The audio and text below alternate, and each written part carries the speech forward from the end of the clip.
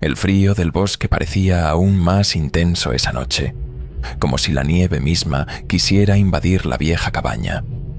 Alba, Daniel, Laura, Víctor y Natalia habían llegado temprano para decorar el lugar con luces y preparar la cena de Año Nuevo.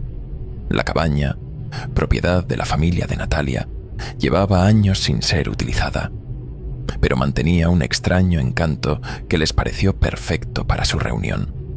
Entre risas y brindis, se burlaban de las tradiciones navideñas. Daniel, con una copa de vino en la mano, comenzó a contar una leyenda que había escuchado en su infancia. Dicen que entre Navidad y Año Nuevo, cuando la medianoche se acerca, aparece el portador de la medianoche. Daniel hizo una pausa dramática, mirando a los demás con una sonrisa maliciosa. Es un espíritu que busca a quienes han traicionado a otros, acumulado riquezas a costa de los demás o cometido actos egoístas durante el año. ¿Y qué les hace?, preguntó Laura, interesada pero fingiendo valentía. Se los lleva, respondió Daniel, bajando la voz. Nadie sabe a dónde, pero las leyendas dicen que nunca más se les vuelve a ver. Las risas llenaron la cabaña, pero Alba, más supersticiosa que los demás, no parecía cómoda con la conversación. ¿De dónde sacaste esa tontería?, preguntó Natalia mientras revisaba la cena en la cocina. Es algo que cuentan en estos pueblos. Mi abuela decía que si escuchas campanadas a medianoche en un lugar donde no debería haber campanas, es mejor correr.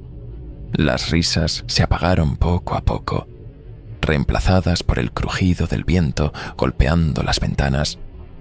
La nieve caía con fuerza, acumulándose en las esquinas y aislando aún más la cabaña del resto del mundo.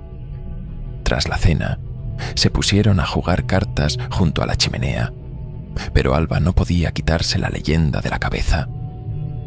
A medianoche, escucharon 3 golpes fuertes en la puerta. Todos se miraron, sorprendidos. ¿Esperamos a alguien más?, preguntó Víctor, levantándose con cautela. Debe ser el viento, respondió Natalia, aunque su tono no era tan seguro.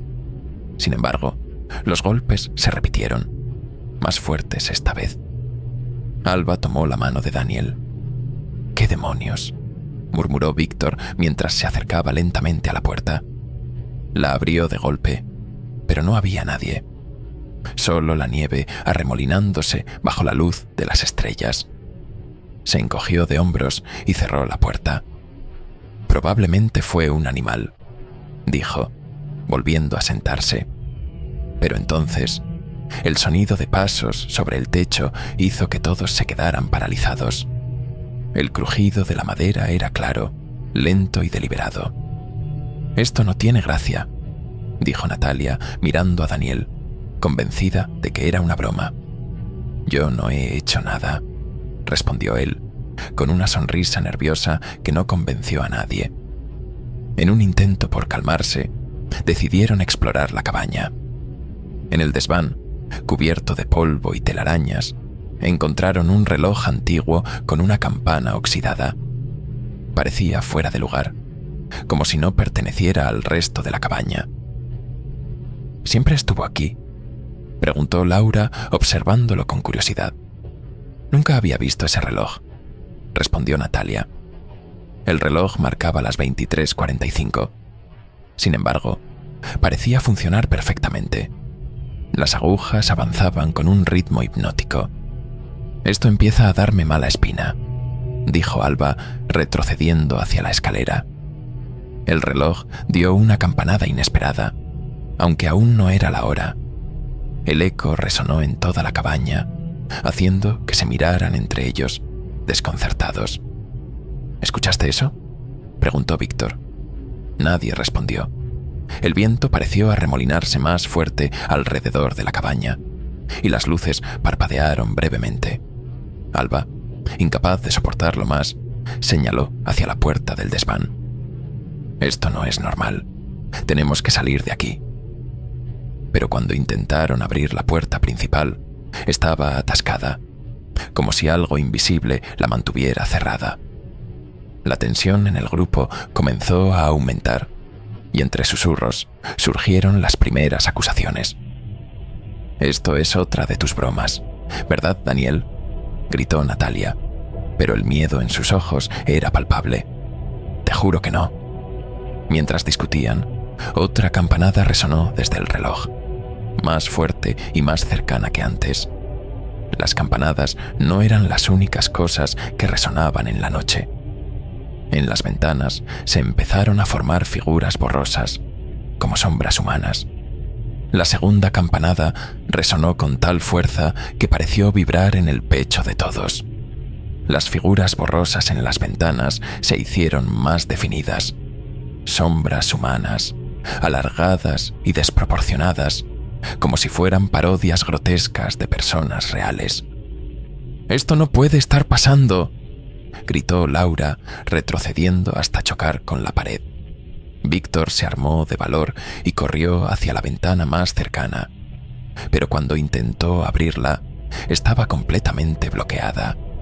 No había pestillo ni cerradura que explicara por qué no cedía. «Esas cosas nos están rodeando», murmuró Natalia, abrazándose a sí misma para contener el temblor de su cuerpo. Otra campanada, la tercera, resonó desde el desván. Esta vez, el sonido no se detuvo, como si estuviera replicándose interminablemente. Alba apretó los puños con los ojos cerrados, tratando de ignorarlo. «El reloj», Daniel señaló hacia arriba, pálido como una hoja. «Es ese maldito reloj». «¿Qué se supone que hagamos?», gritó Natalia, perdiendo la calma. «Podemos destruirlo». Víctor agarró un hacha de la leñera junto a la chimenea. Subieron al desván apresuradamente, pero cuando llegaron, el reloj ya no estaba donde lo habían encontrado. «No puede haberse movido solo», susurró Laura, aterrorizada. Una nueva campanada rompió el silencio, esta vez sonando desde la planta baja. «¿Qué diablos?», murmuró Víctor, apretando el hacha con tanta fuerza que sus nudillos se pusieron blancos. Bajaron a la sala principal, donde el reloj estaba ahora sobre la mesa de la cena, rodeado por los restos de comida y copas volcadas. Las agujas marcaban las 23:55. Las campanadas parecían multiplicarse, rebotando por las paredes de la cabaña. «Esto es imposible», dijo Natalia, llevándose las manos a la cabeza. Alba, con lágrimas en los ojos, señaló el reloj. «Es la leyenda, ¿verdad? Lo que dijiste, Daniel. Esto es culpa tuya». Daniel negó con la cabeza, pero su rostro lo delató. «Yo no hice nada». «Bueno, al menos no directamente», titubeó, evitando las miradas de los demás. «Mi abuela me contó la historia, pero también me dijo que el espíritu solo aparece si alguien aquí ha hecho algo terrible».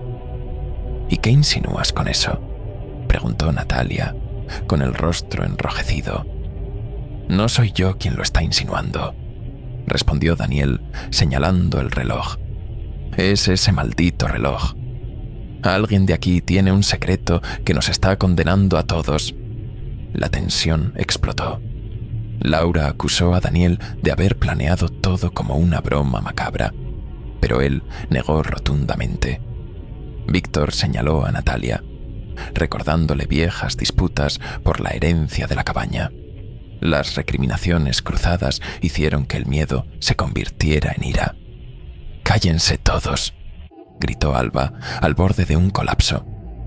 «¿Qué importa quién sea el culpable? Esto está sucediendo y tenemos que salir vivos». Pero antes de que alguien pudiera responder, el reloj dio la penúltima campanada. 23:59. Las sombras en las ventanas se movieron. No desaparecieron, sino que atravesaron el cristal sin romperlo, entrando a la cabaña con un movimiento fluido y antinatural. Las figuras eran altas, con extremidades delgadas y rostros que parecían máscaras deformadas.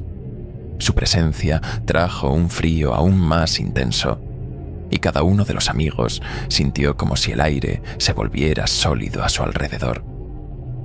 «No se acerquen», gritó Víctor, blandiendo el hacha.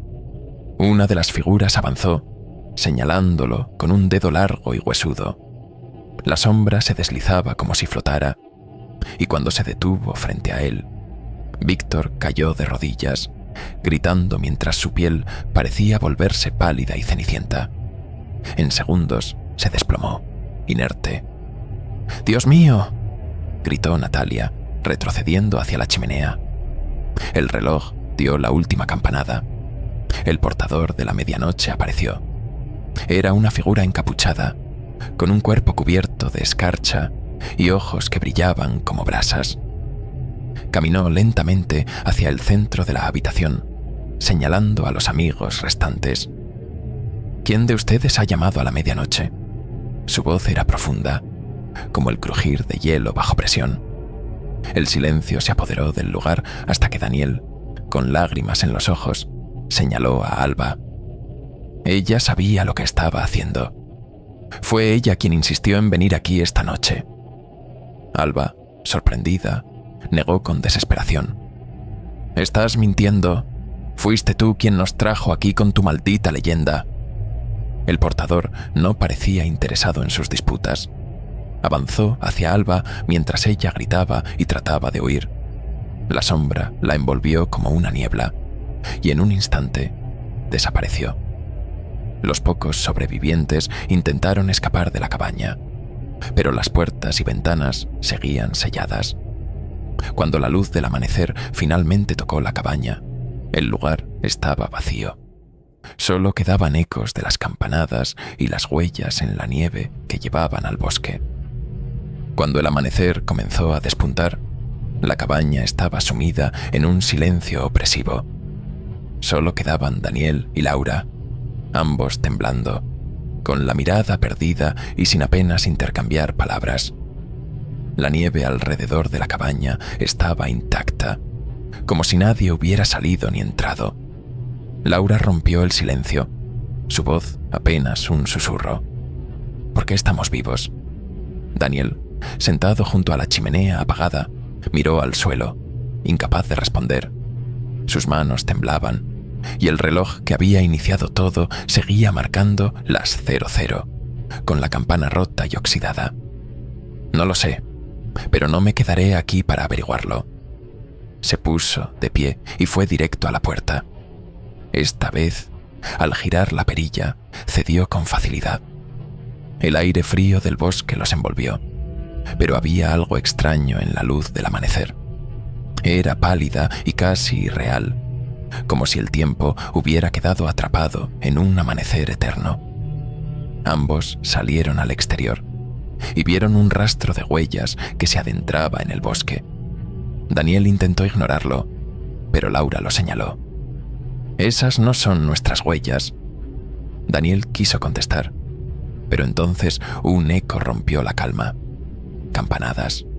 No del reloj de la cabaña, sino de un campanario que no debería estar allí. Ambos levantaron la vista, y a lo lejos, entre las copas de los árboles, vieron la silueta de una torre.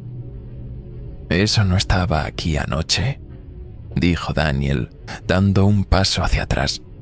Laura, en cambio, comenzó a caminar hacia el campanario.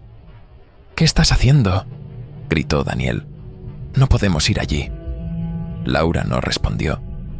Algo en su mirada había cambiado, como si estuviera en trance. El edificio era antiguo, con piedras cubiertas de musgo y grietas que sugerían siglos de abandono. Las campanas seguían resonando, pero no había cuerda ni mecanismo visible que las hiciera sonar. En el suelo, una puerta de madera semiabierta daba paso al interior. Laura empujó la puerta y entró, mientras Daniel la seguía a regañadientes. «Esto no tiene sentido. Esto no estaba aquí antes», murmuró. Dentro, las paredes estaban decoradas con nombres grabados. Cada uno de ellos tenía una fecha al lado. 31 de diciembre. Año nuevo tras año nuevo. Mientras Daniel examinaba los nombres, encontró uno que lo hizo retroceder horrorizado. «Natalia, Víctor, Alba», susurró. Laura estaba inmóvil frente a un nuevo espacio vacío en la pared. Sin decir nada, levantó un cincel y comenzó a grabar su propio nombre, como si una fuerza invisible la guiara. Daniel trató de detenerla, pero al tocarla, un frío helado lo recorrió y cayó al suelo. «¡Laura!», gritó, pero ella siguió grabando. «Laura García, 31 de diciembre». Las campanas resonaron una vez más, y en ese momento, Laura se dio la vuelta. Sus ojos ya no eran los mismos. Estaban vacíos, oscuros, y una leve sonrisa torcida se dibujaba en su rostro. «Es tu turno, Daniel», dijo con una voz que no era la suya. Daniel corrió hacia la salida, pero la puerta estaba cerrada. Giró desesperado, enfrentándose a Laura, quien ahora parecía una sombra más entre las paredes del campanario. Detrás de ella, otras figuras comenzaban a aparecer. Los rostros de sus amigos mezclados con los de decenas de desconocidos que se habían perdido en la misma trampa durante los años. «No puedes escapar de la medianoche, Daniel». Las voces se mezclaron en un coro gutural. Las campanas resonaron una última vez, y el campanario se desvaneció en la niebla, llevándose consigo a Daniel y las almas atrapadas. Cuando los aldeanos encontraron la cabaña días después, no había señales del grupo. Todo estaba en orden, salvo por un reloj antiguo en el centro de la mesa. Las agujas seguían marcando las 12 de la medianoche, y en el cristal de la esfera estaban grabados los nombres de los 5 amigos. A lo lejos, un nuevo campanario comenzaba a levantarse entre los árboles, como una advertencia para quienes se atrevieran a desafiar la medianoche.